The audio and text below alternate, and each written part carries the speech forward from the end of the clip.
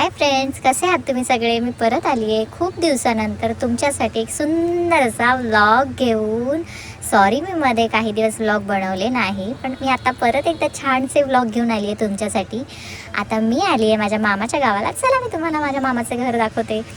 मी माझ्या मामाच्या गावाला आली आहे आणि इथलं वातावरण बघा किती सुंदर आहे फ्रेंड्स. इथे इतके सगळे म्हणजे इतकं नॅचरल आहे ना, सगळं खूपच सुंदर आहे. माझ्या मामाच्या गावाला बघा किती सगळ्या म्हशी आहेत, त्याच्यानंतर छोटे छोटे कोंबड्यांची पिल्लं आहेत, कोंबडा आहे, त्यानंतर बकऱ्या आहेत आणि ही सगळी छोटी छोटी पिल्लं आहेत बघा, गाई म्हशी किती सगळे. चला मी तुम्हाला दाखवते. आणि फ्रेंड्स, माझ्या मामाच्या शेतामध्ये हळद लावलेली आहे. सो ती हळद उकळायला काढली, म्हणजेच हळद झाल्यानंतर, हळद मोठी झाल्यानंतर ती उकळून घेत असतात, जेणेकरून त्याची हळद पावडर बनत असते नाही का. तर मी त्याच्यासाठी ती कशी उकळतात हे मी तुम्हाला दाखवणार आहे. चला माझ्यासोबत. सो फ्रेंड्स, इथे वातावरण बघा किती सुंदर दिसतंय आणि माहिती आहे का, मला फार छान वाटतं इथे येऊन. चला फ्रेंड, मी तुम्हाला माझा खोडकर भैया दाखवते.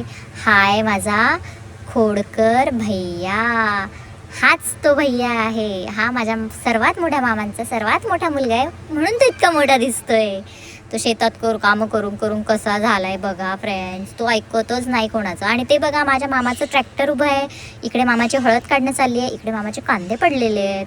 चला चला हळद दाखवते कशी काढायची. तर बघा आता मी तुम्हाला दाखवते रॉ हळद कशी असते. ठीक आहे. आता हे जे तुम्हाला दिसतंय ना साईडला पडलेलं, ही सगळी रॉ हळद आहे. तुम्ही कोणी विचार करू शकता का हळद अशी असते.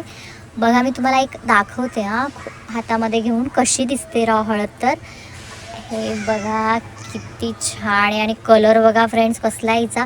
आणि ही थोडीशी स्टिकी असते बरं का, कारण ही कच्ची हळद आहे ना, सो ही अशीच असते.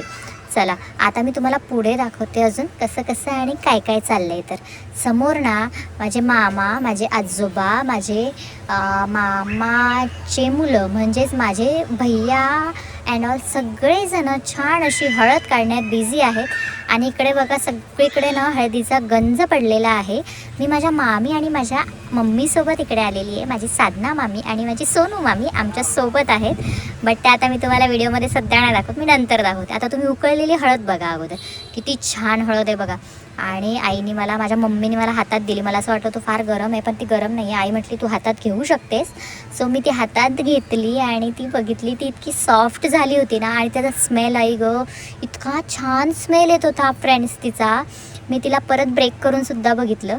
आणि फ्रेंड्स, ही सगळी उकळलेली हळद आहे. आता ती कशी उकळतात ना ते बघा, मी तुम्हाला ते सुद्धा दाखवते. ठीक आहे. ही रॉ हळद होती जी मी तुम्हाला दाखवली होती, तीच रॉ हळद उकळून अशी झाली. आता उकळतात कशी ते बघा. हे इथे कंटेनर आहे, त्या कंटेनरमध्ये खाली पाणी असतं, खाली आग लावलेली असते, वरच्या कंटेनरमध्ये पाणी असतं. आणि इकडे जे तुम्हाला ड्रम्स दिसतात त्याच्यामध्ये ना त्याचे वेपर म्हणजेच वाफ तयार होते, एकदम गरम गरम वाफ असते. आणि त्या वाफेवरती ही हळद उकळल्या जाते. ते बघा माझा भैया दिसला का तुम्हाला, तो ती रॉ हळद त्या कंटेनरमध्ये टाकतोय आणि मग ती शिजून अशी ती छान दाखवली ना तुम्हाला सॉफ्टवाली, ती तयार होते बरं का. अशी रॉ हळद आहे जी माझा भैया, माझे मामा, हे बघा आता ही शिजून तयार झालेली हळद आहे जी आता मामा लोक सुकायला घालणार आहेत. आणि किती छान दिसतंय, मला इतकं फ्रेश वाटतंय ना फ्रेंड्स इकडे येऊन, खूप सुंदर आहे. आणि आता चला मी तुम्हाला इकडे घातलेले गंज दाखवते. बघा माझ्या भैयाची सुद्धा हळद काढून झालेली आहे. आणि नेक्स्ट आता काढतायत माझ्या अमोल मामाच्या घरची हळद. सो अमोल मामाची झाल्यानंतर मे बी नाही, दोघांनीच हळद लावली होती, सॉरी. सो आता ह्यांची हळद काढणार आहेत आणि ती उकळलेली हळद ते बारीक करणार. आता हे बघा इकडे कोण कोण दिसतं माहिती आहे का, हे कामावरचे दादा आहेत. नाही, हा पांढऱ्या याच्यावाला नाही बरं का, तो माझा भैया आहे. हा ऑरेंज कपडा, ऑरेंज रुमाल बांधलाय ना, तो सुद्धा माझा भैयाच आहे. हा सुद्धा खाली बसलाय ना पटका बांधलेला, तो सुद्धा माझा मामा आहे. हा दिसतंय का, हा येस ऑरेंज टोपलं घेऊन आलाय, हा सुद्धा माझा भैया आहे. अरे हे शेतात कामं करून करून फार गंजलेत, कशी झालेत बघा फ्रेंड्स. यांना मी इतकं सांगते ना, अरे यांनी फार्मसी केली, हा फार्मसिस्ट आहे, हा टोपलं देतोय ना, हा आणि हा काय ऐकत नाही बरं का.